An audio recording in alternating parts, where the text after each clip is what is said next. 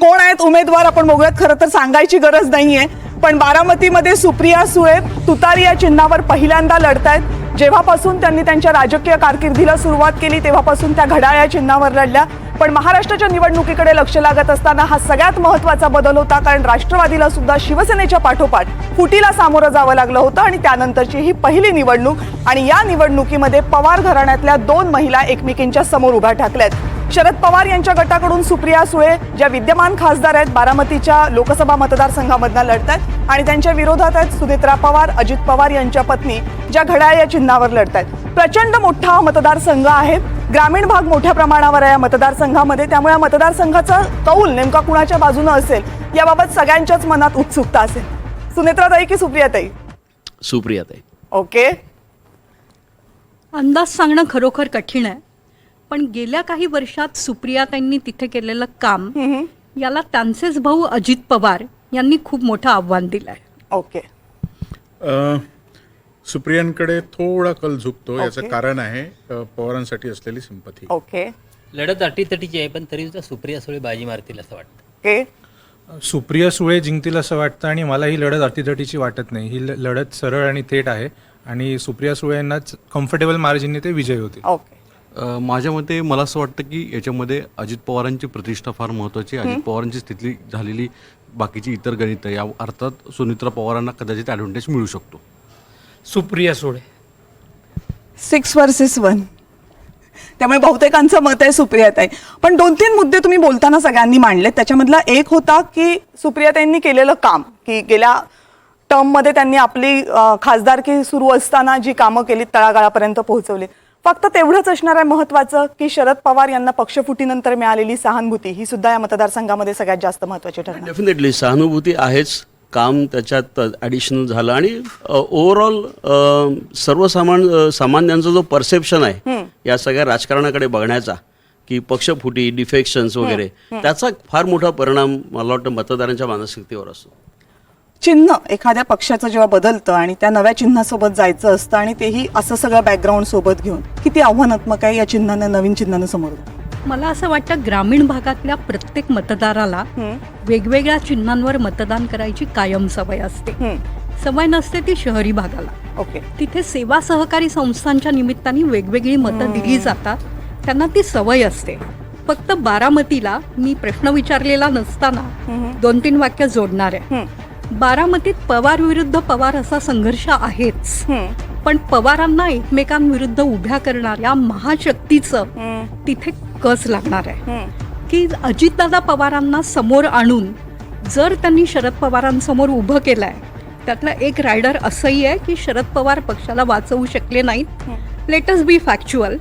पण शरद पवारांसमोर त्यांच्या पुतण्याचं आव्हान उभं करणारी महाशक्ती म्हणजे भारतीय जनता पक्ष इथे स्वतःचं वजन कोणाच्या पारड्यात टाकून कोणाला जिंकवू शकतं का हे दिसणार आहे.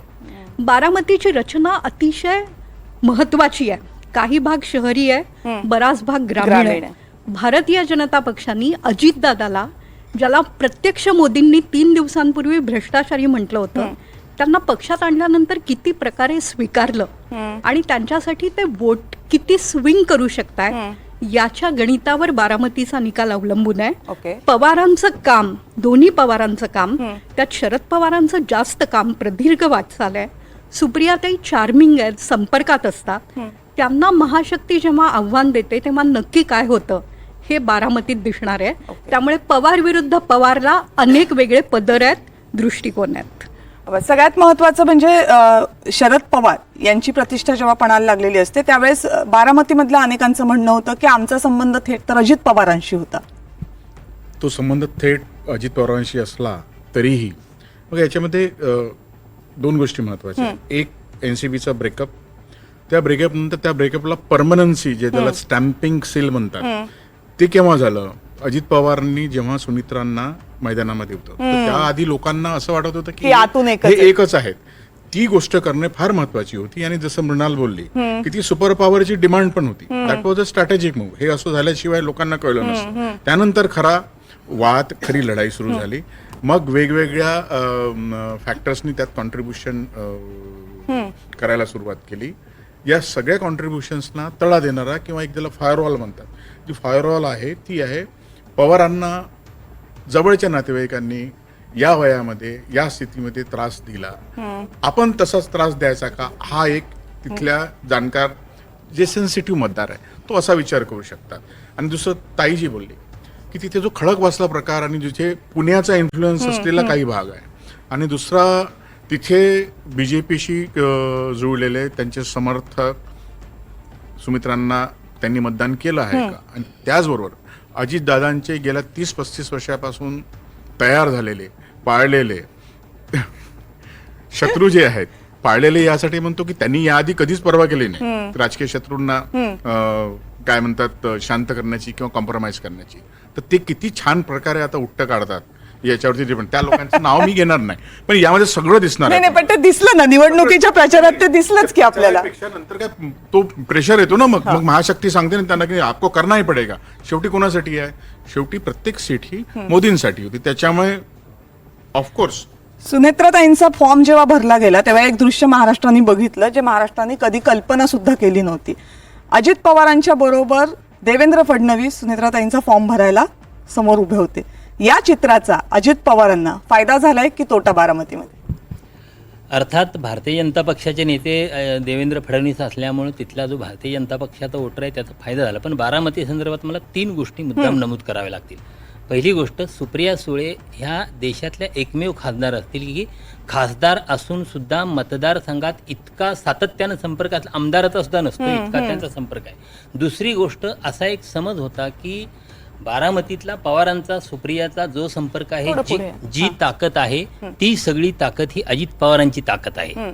आणि तिसरी गोष्ट म्हणजे जो महाविकास आघाडीच्या सरकारने तर रोजगार मेळावा घेतला आणि शरद पवारांना तिथं निमंत्रण दिलं नव्हतं, निमंत्रण पत्रिकेत नाव नव्हतं, त्या रोजगार मेळाव्याला शरद पवार उपस्थित राहिले. आणि ते उपस्थित राहिल्यानंतर अजित पवारांनी आयोजित केलेल्या मेळाव्यात शरद पवारांना जो प्रतिसाद मिळाला तिथं बारामतीच्या निवडणुकीचं चित्र आणि बारामतीचं जनमानस स्पष्ट झालं होतं. मला वाटतं बारामतीच्या निवडणुकीला कलाटणी देणारा तो प्रसंग होता. म्हणून जेवणाचं आमंत्रण टाळलं होतं बहुतेक. कोणता मुद्दा तुला वाटतो महत्वाचा ॲज अ स्ट्रॅटेजिस्ट किंवा राजकीय पक्षांच्या बाजूने विचार करताना या निवडणुकीमधला?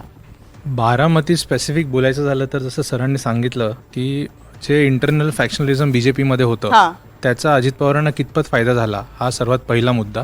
दुसरा मुद्दा जो मला वाटतं आतापर्यंत आपण चर्चेत आणलेला नाहीये, बारामतीमध्ये अर्बन वोटर खूप कमी आहे, त्याचं प्रमाण जास्त नाहीये.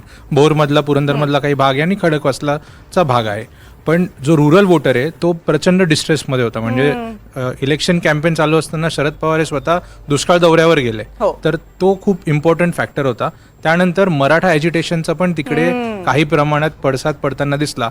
पण हा मतदारसंघ असा आहे जिथे मला असं वाटतं की मराठा ॲज वेल एज ओबीसी ह्या दोन्ही कम्युनिटीजनी शरद पवार यांना पाठिंबा दिलाय किंवा त्यांच्या बाजूने ते जास्त कललेले मला दिसले. या व्यतिरिक्त जे सिंपथी आहे, सिंपथी तर होतीच, पण ज्या प्रकारे त्याला पूर्ण कॅम्पेन रन केला, ज्या प्रकारे एक पॉझिटिव्ह टोन दिला की कधीच असं झालं नाही की आम्ही पराभूत होतोय किंवा आम्ही पराभवाच्या छायेत आहे, असं परसेप्शन कधी बिल्ड नाही झालं. तर हे खूप मोठा रोल तिकडे प्ले करतं. आणि मला वाटतं लोकांनी आधीच ठरवलं होतं की लोकसभेत ताई, विधानसभेत दादा. ओके, सॉरी सागर, तर ग्राउंडवर होता तू, सगळ्या तिथल्या 6 विधानसभा मतदारसंघामध्ये सुद्धा फिरलास. तुझ्या दृष्टीनं काय वाटलं? कारण सगळ्यात महत्वाचं, ही निवडणूक जेव्हा सुरू झाली त्यावेळेस पवार वर्सेस पवार हे तर होतच, पण त्याहीपेक्षा महत्वाचं म्हणजे तिथल्या स्थानिक नेत्यांनी, जे माजी आमदार होते किंवा तिथे आत्ता असणारे आमदार, त्यांनी बऱ्याच जणांनी बंडाचं निशाण उगारलं होतं. त्याचा किती फटका बसला? वास्तविकतेत जे धर्मेंद्र जोरे सरांनी सांगितलं होतं की अजित पवारांची जुनी दुश्मनी जी राजकारणातल्या अंतर्गत आहे त्याचा फटका हा बसणं हा भाग आहे, तो अपरिहार्य भाग आहे. पण दुसरा मुद्दा असा येतो की पश्चिम महाराष्ट्राचं राजकारण जर पाहिलं नाही त्यांचं, तर ज्या संस्थांवर त्यांची कमांड आहेत आणि त्यांचे जे कनेक्टेड नेते आणि वोटर आहेत, हा एक फार महत्त्वाचा भाग मानावा लागेल. मी सुनित्रा पवार यांना ॲडव्हान्टेज यासाठी दिला गेलेला आहे यातला की मुळात काही जो या पूर्ण मतदारसंघामध्ये 6 पैकी सर्वाधिक मतदान हे खडकवासलामध्ये झालेलं आहे. मतदानाची टक्केवारी खडकवासला लोकसभा मतदारसंघात कमी असली तरी नंबर ऑफ वोटर्स जे आहेत ते तिथे सर्वाधिक बारामती लोकसभा मतदारसंघात जास्त झालेले आहेत. जर शहरी भाग, भाजपचा जो कल असणारा भाग आहे, तो जर अजित पवारांच्या मदतीने तिथे जर जात असेल तर तो अर्थात सुनित्रा पवारांसाठी ॲडव्हान्स राहील. बारामतीविषयी मी स्वतः थोडंसं साशंक आहे, कारण की ज्या पद्धतीने पहिल्यापासून ही निवडणूक इमोशनल ड्रामॅटिक स्वरूपामध्ये झाली, त्याच्यामुळे अर्थात सुप्रिया सुळेंपेक्षा लोकांनी शरद पवारांकडे पाहून सुप्रिया सुळेंना मत देण्याचा प्रयत्न केला.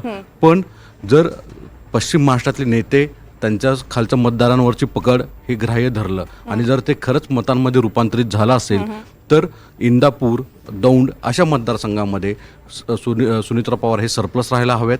तसंच काही प्रमाणामध्ये भोर आणि पुरंदरमध्ये ते काही प्रमाणामध्ये मागेही जायला हवेत. पण खडकवासला हा त्यांच्यासाठी एक जर सरप्लस ठरला तर अर्थात सुनित्रा पवार हे कदाचित तिथं आश्चर्यकारक निकाल देऊ शकतात असं मला व्यक्तिगत वाटतं. ओके, हा पश्चिम महाराष्ट्रातला पहिला मतदारसंघ आपण म्हणणार आहोत, त्याच्यामुळे त्याच्यावर बोलायचं आहे आपल्याला. मला एक सांग की बरेच मुद्दे सगळ्यांनी मांडलेले आहेत. एकतर याच्या व्यतिरिक्त तुला काय वाटतं हे मला जाणून घ्यायचंय, आणि दुसरं म्हणजे सुनेत्रा पवार यांचं स्वतःचं कार्य हा या इलेक्शनमधला आणखी एक महत्त्वाचा मुद्दा होता की ते पडद्यामागे राहून बरंच काम करतं. त्याचा काहीच फायदा होणार नाहीये. कविता, बारामती हा एकमेव असा मतदारसंघ आहे की जिथे शरद पवार हाच ब्रँड तिथे चालतो. हे मागच्या 60-70 वर्षात आपण पाहिलेलं आहे. या वेळेला भाजपनी अजित पवारांना सत्तेत घेऊन त्यांच्या पत्नीला तिकीट देण्याचं कारण देश पातळीवर 87 मतदारसंघ असे आहेत, भाजप तिथं कधीच जिंकली नव्हती, त्यामध्ये बारामती येतो. त्यामुळे त्यांनी त्यांच्याच परिवारातला एक सदस्य घेऊन निवडणूक लढवण्यास उभं केला, हे मूळ कारण. दुसरं महत्त्वाचं कारण, अजितदादा स्वतः जरी उभे राहिले असते तरी त्यांना ही निवडणूक जड गेली असती. सुनेत्रा वहिनी असल्यानंतरही ती जड जाते. त्याचं मूळ कारण नेते, लाभार्थी, कार्यकर्ते अजितदादासोबत आणि जनता शरद पवारांसोबत हे दिसून येतं. याचं उत्तम उदाहरण देतो. दौंड विधानसभा, सध्याचे आमदार राहुल कुल ते भाजपचे, ते अजितदादासोबत. तिथले माजी आमदार रमेश आप्पा थोरात जे अजित पवार गटाचे ते अजितदादासोबत. भाजपचे जिल्हाध्यक्ष वासुदेव नाना काळे हे अजितदादासोबत. तिथं राष्ट्रवादीच्या माजी आमदार उषाताई जगदाळे यांचा मुलगा जो तिथल्या दौंड शुगर कारखान्याचा चेअरमन आहे, वीर धवल खाडे, तो अजितदादासोबत. एवढे सगळे असूनही अजितदादाची पत्नी सुनेत्रा वहिनी दौंडमधून आघाडी घेऊ शकणार नाहीत असं माझं मत आहे. कारण जनतेने ठरवलं होतं जे काही आहे ते बारामतीची ओळख पवार आहेत आणि तेही शरद पवार, त्यांच्या कन्येला आपण निवडून द्यायचं आणि त्या पद्धतीनं मतदान झालंय. कुटुंब ही व्यवस्था देशाच्या राजकारणात, महाराष्ट्राच्या राजकारणात प्रचंड महत्त्वाची असते. इथेही ती नाही असं दिसत नाहीये. त्यामुळे कुटुंबामध्ये कुणाला मत दिलं जातं किंवा कुटुंबामध्ये कुणाचा वर्चस्व असावा यावर बारामतीकर काय विचार करतात त्यावरच या निवडणुकीचा निकाल ठरणार आहे. अर्थात उद्या याचे आकडे आता आपल्या सगळ्यांच्या समोर असतील.